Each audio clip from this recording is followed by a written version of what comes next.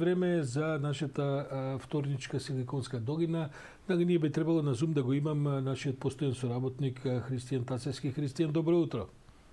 Добро утро, Сашо. Некако минатиот пат ни недостасуваше време да ги поразговараме баш сите аспекти околу ова опасностите кои демнеат кога човек се обидува на интернет да се занимава со шопинг, со банкарство онлайн и така натаму, заради можностите од хакирање, заради раздоразните злоупотреби кои што масовно се прават на интернет и многу граѓани низ светот, многу луѓе се жртви на тој вид на да кажем загрозувања не само на приватноста, туку и на имотот и така натаму. Што се всушност најголемите предизвици во оваа смисла, Христијан? Да, за жал има толку многу опасности што демнеат, што нема доволно време за да може да ги опфатиме сите, што е до некаде и лошо, затоа што тоа да не знае човекот од која страна да се пази. Сега претходниот пат нели спомнавме за лозинките, дека треба за нив да внимаваме како еден прв чекор за самозаштита. Понатаму ги спомнавме фишинг нападите, каде што обрнавме внимание на делот каде што со нивните убедливи содржини кои што стигнуваат до нас, дали се тоа мејлови, вибер пораки, дека може да не намамат со цел да се направи некоја финансиски криминал. Меѓутоа, тука е многу важно да го спомнеме и уште еден дел каде што не секогаш намерата на тие фишинг напади е финансиски да не оштетат. Се случува внатре во нив да има линкови со кои што ние со клик на некој линк може да превземиме малициозен софтвер. И тука доаѓаме до нова опасност, а тоа се малвер или малициозни софтвери кои што на некој начин се симнуваат во нашиот уред и имаат нечесна намера. Без разлика има повеќе типови, меѓутоа во секој случај нивната цел е да наштета. Сега ако претходно зборам пред можеби пред 10 години, ако тие малициозни софтвери се пренесувале преку USB или CD, сега тоа главно се случува преку интернет, што е нормално. Еден начин, како што спомнав, линковите, меѓутоа уште еден начин на кој што треба да се внимава е симнување на пиратска содржина. Најчесто на сајтовите кои што нудат пиратски филмови, музика, каква и да е содржина, се случува да преку симнување на таква содржина ние добиеме и некој малициозен софтвер.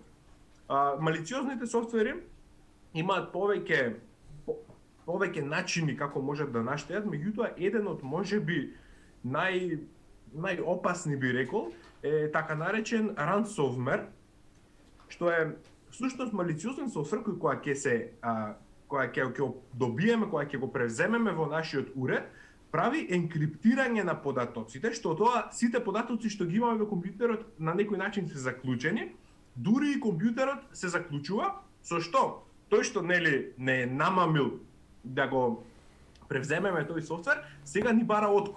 Значи може да се сведеме до ситуација да ни се бара откуп доколку сакаме да си ги повратиме назад нашите податоци. Тоа не се случува само и на персонално ниво. Еве сега бевме сведоци како огромната мрежа за транспорт и за дистрибуција на нафта во Америка беше предмет на тие уцени и мислам дека дури иако тоа официјално никогаш нема се потврди, платен е тој откуп за да може да профункционира повторно мрежата, бидејќи во принцип многу тешко дури и такви гигантите како американците можат да се борат против тој вид на криминали.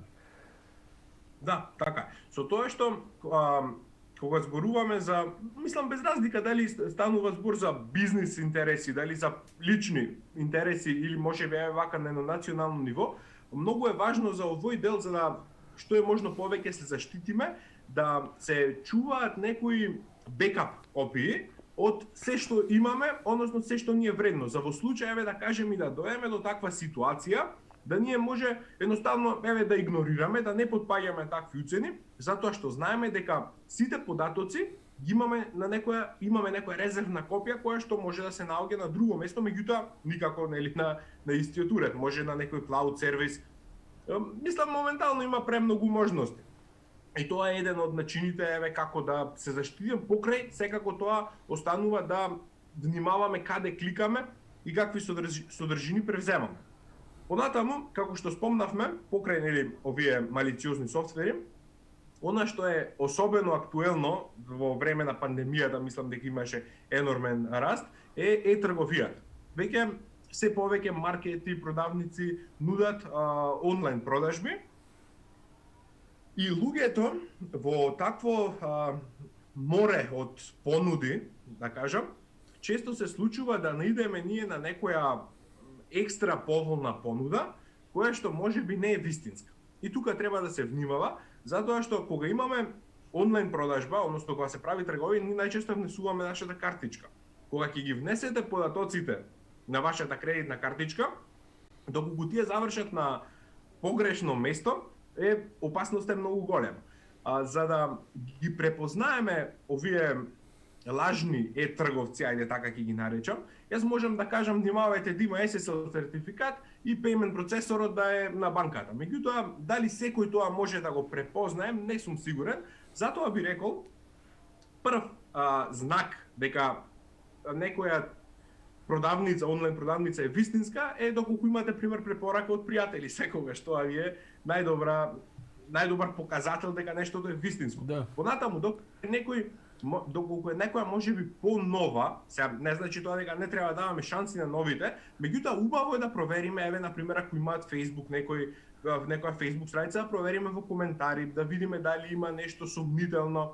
Така да би требало да бидеме внимателни кога тргуваме онлайн и кога наоѓаме особено некои екстра поволни понуди. Христијан, предизвиците се огромни, проблемите се секојдневни. Мислам дека оваа тема ќе остане и за наредните години да дискутираме и секој ден да спомнуваме повторно, ќе има граѓани, луѓе кои што ќе бидат измамени. Јас ти благодарам и за оваа денешна интервенција, па продолжуваме следниот вторник со се она што представува предизвик со новите технологии и со овој тип на онлайн комуницирање. Благодарам Христијан Тасевски, се извинувам,